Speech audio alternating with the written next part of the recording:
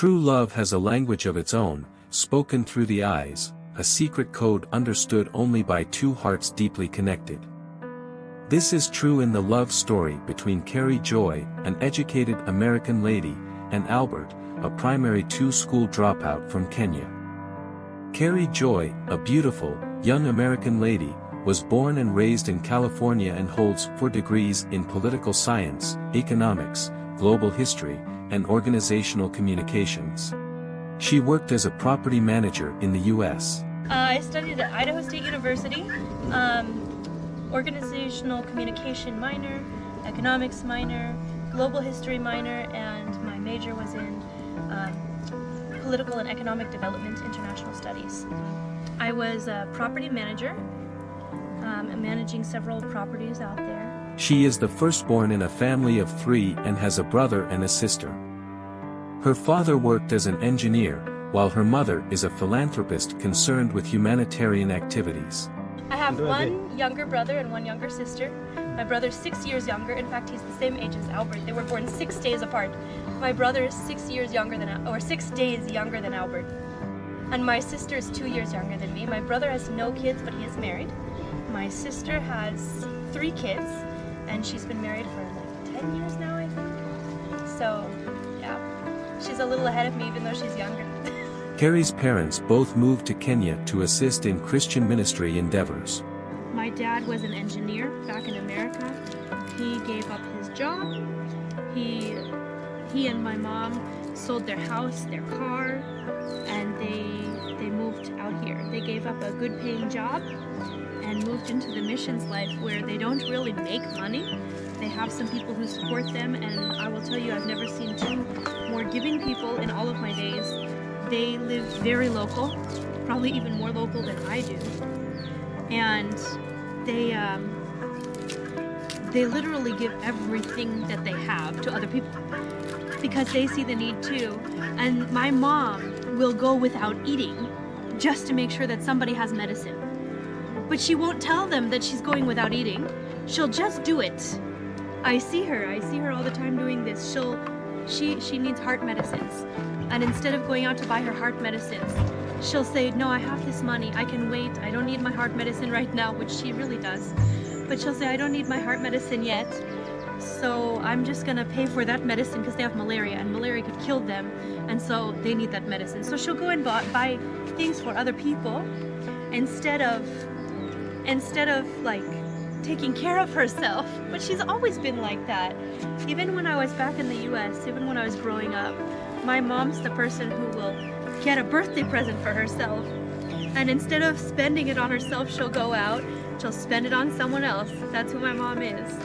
So yeah, they're out here with me, and I am honored to help them establish their ministry here in Kenya, and eventually I'm really looking forward to working with them. So my music team, it's part of their ministry.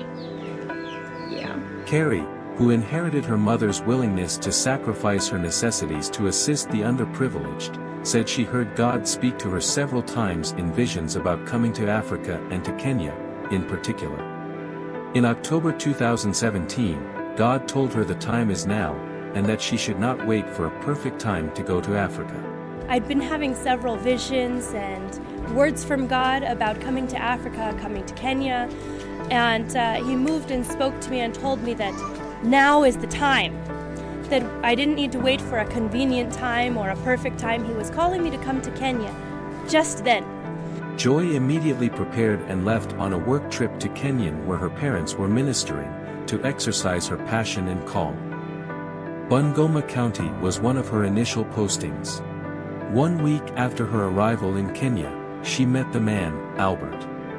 I met my husband about a week after I came to Kenya, and I knew right away that he was my husband. God told me that he was the one I was supposed to marry. Albert Wanyonyi, a primary 2 dropout, who had worked in a quarry before becoming a motorist, popularly known as Boda rider, or a bike rider. He's a devout Christian, who welcomed the entire entourage for a meal, and is one of the persons CAREY Joy initially met. Albert and I met the first day that I came here to Bungoma, Kenya. The reason that I came is because I'm a missionary and God called me out here to the village specifically, not to the city. So for those of you who have asked why our lives look like this, why I don't just go home, God called me to the village. He called me to this simple way of living, and He's adding on to our life slowly, but we have to work hard for it. I came to Kenya with for missions, as you know. We were coming to Bungoma from Nairobi after we arrived here. Our director here is named Bishop Peter Simiu, and so the first time that we were coming to Bungoma, we were coming to have a meal at his house and then to go and settle into at the time, our missions compound that we were paying for out in Miluki. So we were driving back and it took a long time. Like, we were told from Nairobi to here was around 5 hours. It's absolutely not. You know it's not 5 hours. Here in Kenya, someone can say, I'm coming, and then they're there after like 3 or 5 hours, they're coming. But I didn't know that at the time. None of us knew that. So we're waiting. We're told that we're coming back and we just have someone cooking lunch for us and not to eat anything on the road. So we stopped for lunch there. We didn't eat anything because we said we can't dishonor them. We have to wait and eat when we get there. We didn't get into Bungoma until 4:30 in the morning. So we were just hungry all day. We got here at 4:30 in the morning because our driver was so tired. He kept stopping on the side of the road to sleep because he was afraid he was going to fall asleep on the road. So he kept stopping and sleeping like on the sides of the road. Not safe at all, especially with Mzungus.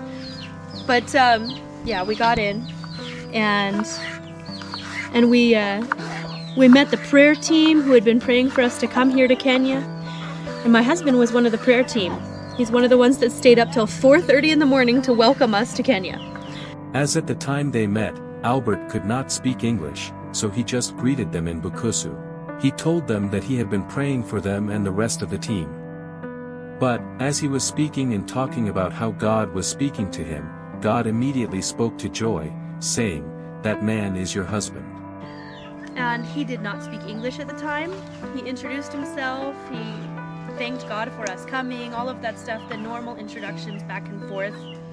And while he was talking, and he was saying, you know, I'm Albert, and we're really happy you've come, whatever he was saying. I don't remember what he was saying because it was 4:30 in the morning.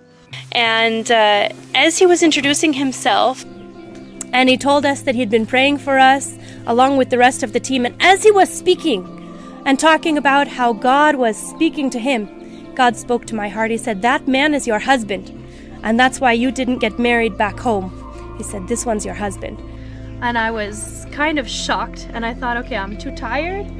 I'm thinking things on my own. But I started praying about it at that point. CAREY reveals that despite her feelings for Albert Wanyonyi, he appeared rather shy and kept avoiding and shunning her presence for about 3 months. However, due to cultural norms, a woman was not expected to first approach a man with a marriage proposal, so CAREY patiently prayed and waited for God to make Albert love her and speak out to her first. So I was a little bit excited that God told me who my husband was. But I didn't say anything, because to me I believe that God made the man to pursue the woman.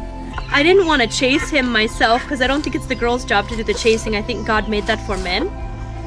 I'm a very bold person. Yeah. I can go to a man and be like, I love you, let's go. But I chose not to, because I said, no, that's not what God made me to do, so I will wait. So I waited, and I didn't say anything. I said, if I heard right, if this man is really meant to be my husband, he will make a move for me. On the other hand, Albert too had very strong feelings for Joy but didn't know how to communicate it to her. He had fears of ruining the little friendship they already shared. So I waited. For 3 months I waited. And he didn't speak to me. If I walked into a room where he was, and I said, let me get to know this man who's supposed to be my husband, I would go to the room and he would run away. As soon as I got in the room, he would run away. I thought, this guy Albert, he doesn't like me. He's running away from me for a reason. And I asked his brother, I said, have I done something to offend your brother? Because every time that I come into the room, he leaves. And so then I didn't expect him to just go straight to his brother and ask, but he just left me and went to his brother and asked him if I had offended him. And from that day, that's when Albert started talking to me. I guess he was afraid to talk to me before that. Carey's parents were ministering in a local church in Bungoma County, and Albert would always take Carey to the market until one day he mustered the courage to reveal his feelings to her. God gave me a vision, and he showed me that Albert was married to me. He showed me that without speaking any language, our hearts understood the other one's heart. I prayed when I got up that morning, and I said, God, if this vision you've given me is of you, I understand that we know each other, that we understand the heart of the other person, and thank you. But please, allow one of us to learn the language of the other one, because if we're to have children, if we're to run a household, we have to communicate somehow. So that day, the same day, I didn't know Albert was also praying at home for some time to be able to talk to me. God told Albert, speak English with Carey, and he gave him the understanding of English. So he had small, kidogo understanding of English. So he came to the compound that I was staying in with the ministry, and he just greeted me in English. He said, "How are you?" Which I had never heard him say one word in English. I was very excited. I said, "I'm fine." You know, we say I'm good back home, but here people say I'm fine. And when his brother heard it, his brother's our director, he was completely blown away. My brother Albert, he greeted you in English. He was very, very surprised.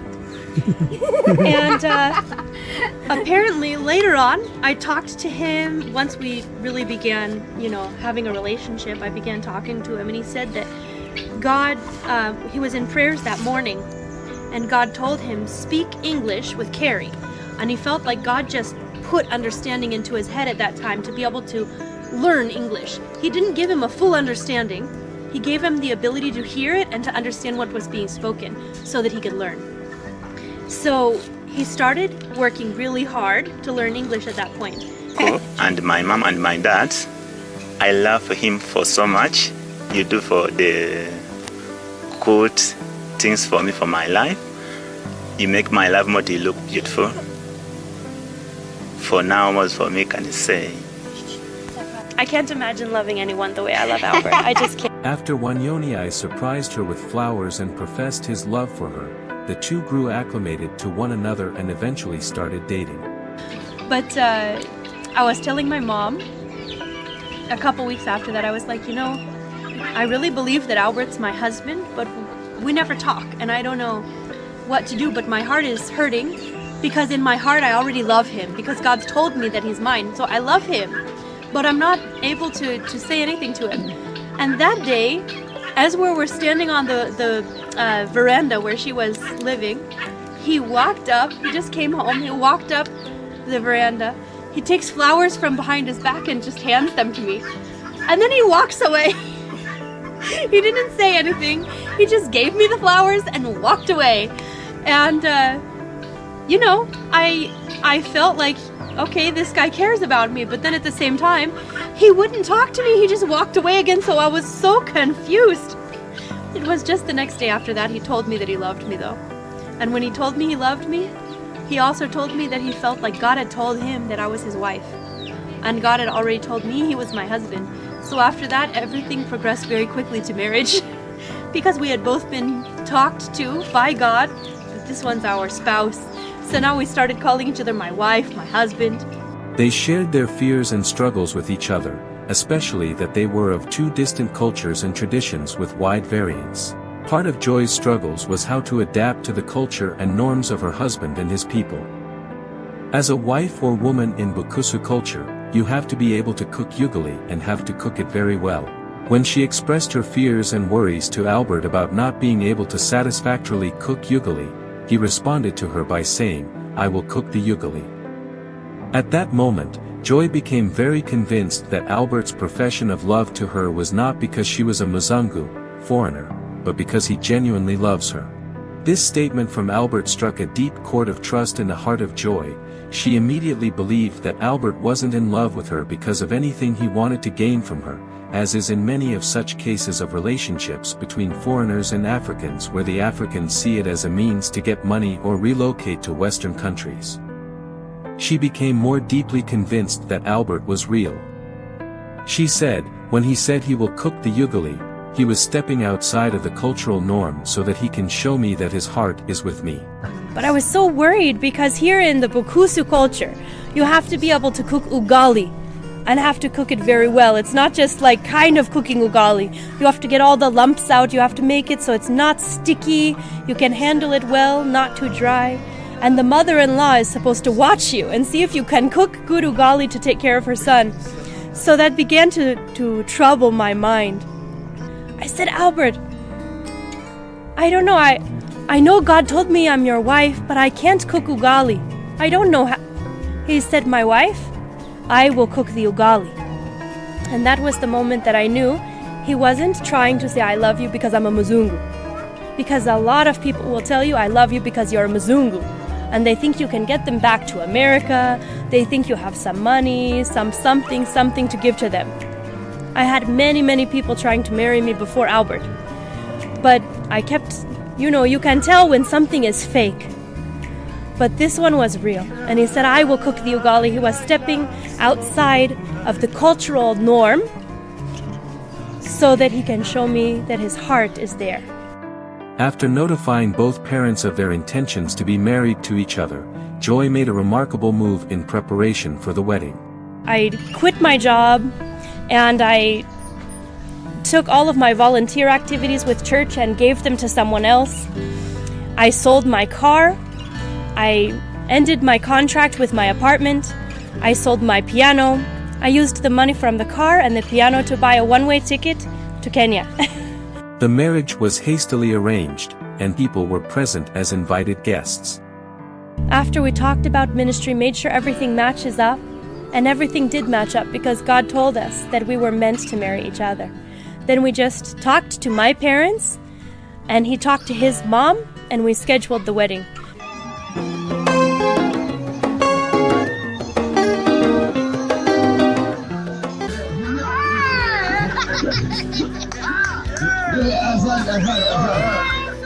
I give myself to you as my only love in life, to love you, honor you.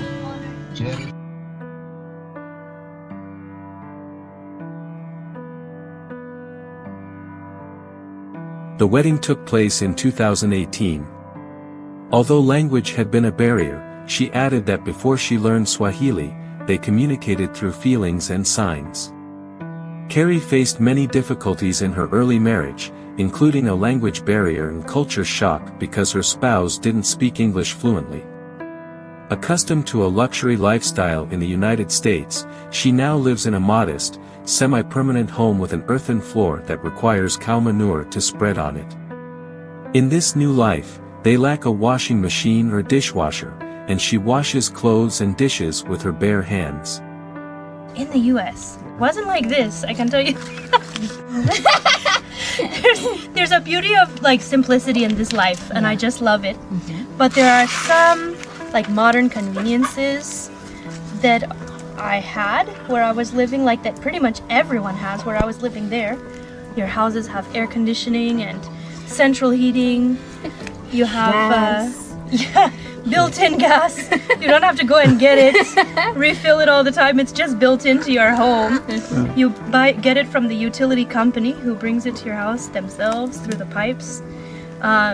Water is, inside the house. Obviously, there's places like this in Kenya. It's just not where I'm living. I had a dishwasher and a washing machine, and life was just different. I was used to working from a young age, but my work just looked different than it looks here. There was a time Joy suffered from severe malaria when she was pregnant with her first son, Zachariah, and almost died, but the doctors helped bring her back to life. After I married Albert, I got pregnant 4 months into the pregnancy. So about 8 months after I got married, I got really severe malaria. I was almost dead. Like, I would have to, just to sweep I had a very small house, a 2-bedroom house at that time, just mud, with mud floors. You used the cow dung to put down on the floors at that time. But I used to get up and sweep, and it would take me 2 or 3 times standing and sitting just to sweep out that floor, because I was so sick I couldn't stand for long enough to sweep. They took me to the hospital couldn't find anything. But eventually we went to a private doctor, and they said that I had malaria. I had malaria of 2,800 malaria parasites per 200 blood count. So it was very severe. He told me he only met one other person in his whole career of 22 years that had it that high. So then he began injections just then. By the end of 1 week of treatment, I came in to be checked to see if the malaria was gone. It was very far from gone because it was so bad. And and he tried to test and find my blood pressure, and he couldn't find my blood pressure. The machine wouldn't even read it. It was so low. He was like, she's dying, get her to the hospital right now. And he's a private doctor, like he has stuff, he just didn't have everything he needed. So they put me in the back of the tuk-tuk because I came on the motorbike, but I could barely sit back on the motorbike. I was like falling off. So they put me in the back of the tuk-tuk. I was laying across the seat, and they drove me out to Life Care Hospital. And it took 1 month of being in and out of that hospital. I was there on my birthday that year. But I came home, I was better. They told me I was pregnant with Zachariah, you know. They told me I needed to go to America and recover, because they said if you get malaria one more time during this pregnancy, your baby might not survive, even you might die. They said you have to go home and recover. So we went online, we asked for money to help me get home. And friends from home were donating here and there, and I got enough money for a ticket. I spent 2 months there away from Albert. It was so difficult for me to be away from my new husband for that much time, because I really love him so much. There were times they suffered from lack, not having money or anything to share with others. They learned to share, even when it's only one meal they have. There were times they had to stay hungry so their kids could eat the little meal left in the house while praying to God for provision to support the family. Sometimes they had everything they needed, and sometimes they had nothing. CAREY and Albert lived their lives always trusting God for miraculous supply of their needs. Marriage is wonderful, especially when you're married to the right person. There are so many blessings. There's a lot of, like, your heart is content, but marriage is not without its difficulties. And Albert and I have had a lot of difficulties as we go through life. There were times that I've almost died from sickness, and he's had to come in and be there. He's had to help do things around the house that he doesn't usually do because of the sickness that I had. I had malaria very bad, 2,800 count, and I was almost dead. The doctors had to help bring me back to life. And I was pregnant at the time, so thanks to God, I'm alive, and my son Zachariah, my firstborn, is alive because I was pregnant with him at the time. It was just a complete miracle story. I mean, I could talk for a long time on that one, but I won't. There's times when we don't have anything, and so we can't give. But there's times that God provides miraculously so that we can give.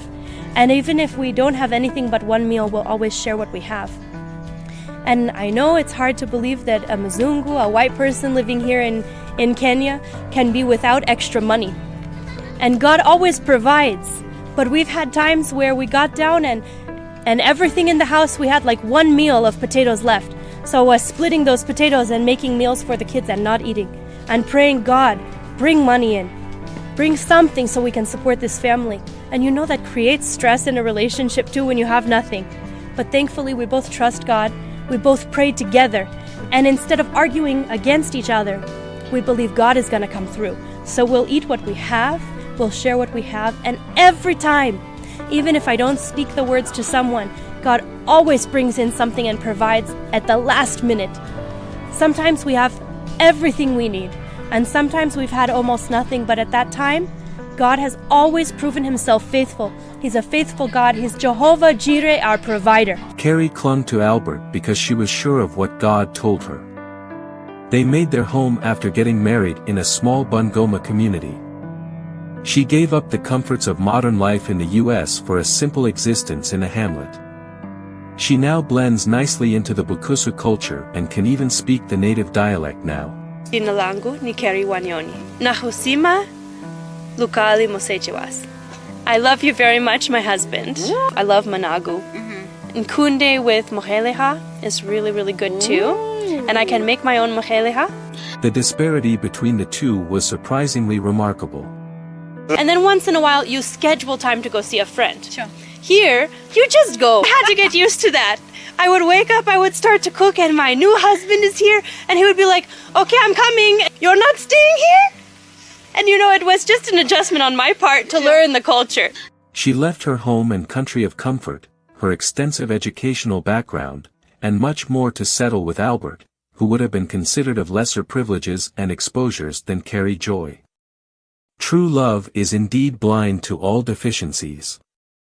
They now live in a very remote village called Nyangali in Bumula sub-county of Bungoma County in the far eastern part of Kenya with their children, Zachariah and his little sister.